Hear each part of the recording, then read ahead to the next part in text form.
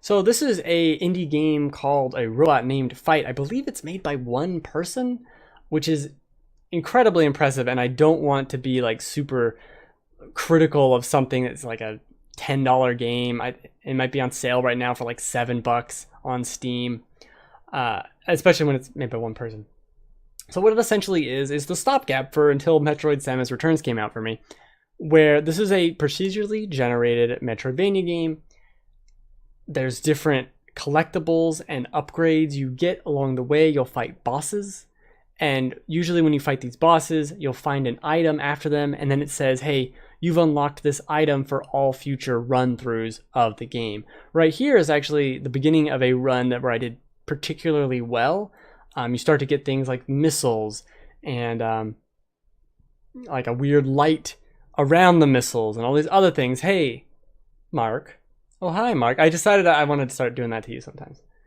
But you, Delphox, you watched me play this game, and it's a pretty cool game. I think it has a lot going for it. The controls are a little loose. It doesn't have the Nintendo solid feel.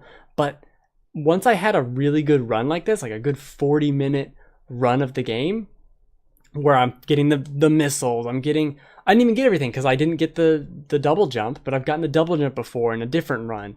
And I like that. I like the idea of this super Metroidvania, that's the wave beam you need right there, experience.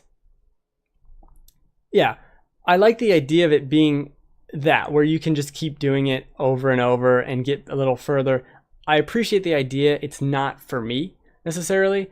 The entire time, like when you die at the end and it's like, oh, I gotta start all over, I kind of feel like I would have rather have played a tight 3-4 hour Metroidvania game with these same mechanics, with these same enemies, with these same items, and it just been said and done. I would have enjoyed that more. You start to see kind of where things are always hidden, the items in the wall.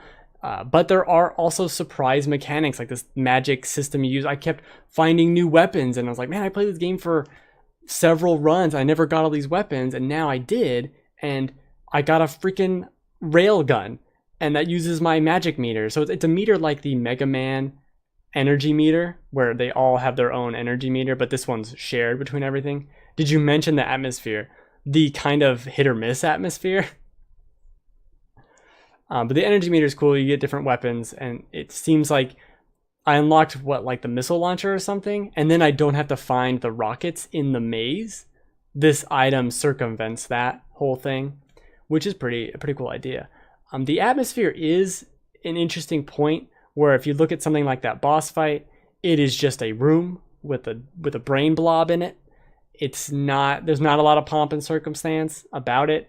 The music is cool throughout, but it is a little, it's just missing something. You go further and further into this weird world, and you fight all these crazy monsters, and the levels change, where you're in this weird cave, or this is a future city garbage dump looking place, and that's all cool, and the music changes and that, but it does kind of feel just there, if that makes any sense. It's not anything like, oh my gosh, I can't forget that place. I'm pretty sure I went to more places than the one I listed, but I forgot what they were because it just kind of all blends together. There are some weird control things, like you saw me right here get stuck in a wall for no reason. That's a little weird, but whatever. Overall, I think for you can get it for like $7 right now. Here's another thing you can get. Bunch of collectibles everywhere. If you like just finding collectibles, it is fun for that. It's not a bad game by any stretch of the imagination. My biggest complaint is like I just rather play a more traditional Metroid, which is just more of a personal preference. But for one person making this, it's extremely impressive. I think they did a fantastic job with it, with some really cool enemies that might be a little it's not like, oh my gosh, these enemies are doing so many unique things with AI. They're just kind of flying around. But to create a world like this is impressive. It does show a lot of talent, and it's not bad by any stretch of the imagination. It's just not the best game ever. And in a year like this, in a year where we're getting Breath of the Wild and Mario Odyssey, and today Samus Returns, I don't know why I'm listing all Nintendo games, it's hard to stand out. It's hard to stand out in a world like in a couple months you're gonna be able to play Hollow Knight. You're gonna be able to play Axiom Verge on your Switch. Play those. You can already play those on PC where this is, and those are much better games. Those are much bigger games than this.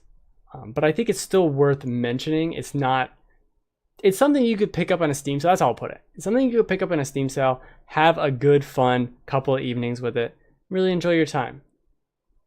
And I think sometimes that's just what you want. You just kind of want a mindless, not in a bad way, but a mindless, let me play a Metroidvania game where I'm going to get new abilities, I'm going to fight some bosses, a truncated Metroidvania for 45 minutes, and we'll call it a day. I think there's space for that. All right, Peanut Gallery. The shows are going to be about 30 to 40 minutes now. So we're at 30-minute mark. If not mark, but the mark, the actual mark. If you have any questions, if you want to talk about anything else, about this game, about that game, about any other game, we can do it. We can have the free talk chat atmosphere that Will so desperately craves. But let's talk about Yule logs or whatever nonsense. That's what he likes to talk about. Yule logs. Otherwise, I do the show every Friday, twitch.tv/thegamefanatic, twitch.tv, twitch.tv/thegamefanatic, Friday, 3 p.m. Pacific time. I'm free talking. Yeah, you are to yourself, though. My own channel, Ben Reacts. I'm streaming Metroid Prime, probably the end. This wasn't scripted. The beginning's scripted. What the hell was I talking about? Well, you're distracting. Oh, I'm streaming the end of Metroid Prime 1. I should be able to beat it in about 2.5 hours or so. Get to the end of that. Have fun with Metroid. Look at me run away from that demon monster. Monday is Mario Maker. Wednesday. Ooh, I need another game for Wednesday. I was thinking about maybe playing the Metro games. Because I have them and I've never played them. And it might be a good time to play through them. You also get to see how bad I am at first-person shooters, which really is just what everyone wants. Just really what everyone wants. Look at these weird demon creatures. Oh, there's also crafting. I didn't even mention.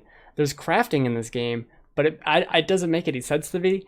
It's like way too complicated, and I don't know what I'm getting, and it only lasts the one round, so it doesn't seem worth it, but there's crafting. You have 5 seconds to ask me a question. 5 seconds.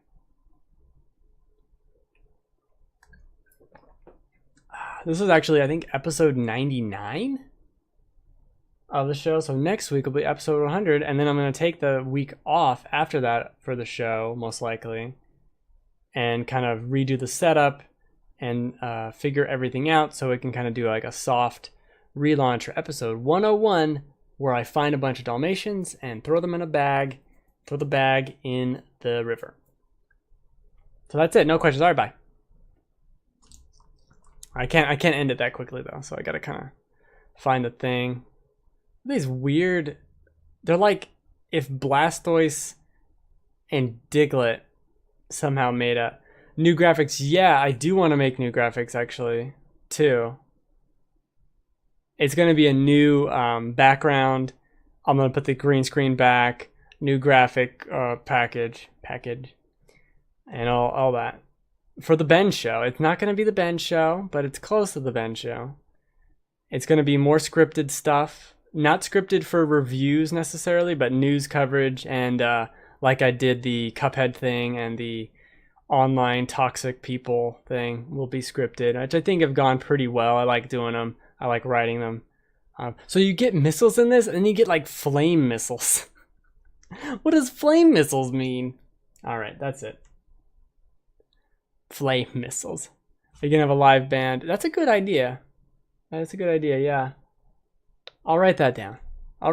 Thanks for hanging out. I always appreciate it. And I think I will look into the live band. Yeah, that sounds achievable, right? How much could a band be? Can't be that much.